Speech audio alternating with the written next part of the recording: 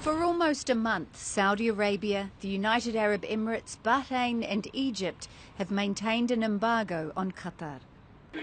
But it took those countries almost 3 weeks to finally set out what they wanted, a 13-point list of demands that Qatar had 10 days to comply with. This list of demands made to be rejected. Both sides refused to budge, and the time passed. Now confirmation from Kuwait, which is acting as a mediator, that the blockading countries have accepted the Kuwaiti Emir's request for the deadline to be extended by 48 hours. Qatar says the blockade is a violation of international law, a position that has growing support. You've got support from outside.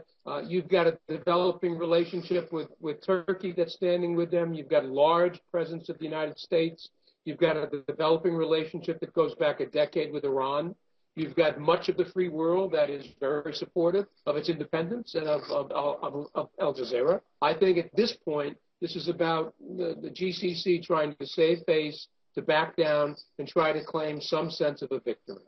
The demands include cutting ties with Iran, shutting down Al Jazeera, closing a Turkish military base and cutting ties with groups like the Muslim Brotherhood. Saudi Arabia has consistently said the list is non-negotiable, while Qatar says the list of demands was never realistic. The only party so far to present something of a middle ground has been the United States, with Secretary of State Rex Tillerson offering suggestions that might form the basis for dialogue.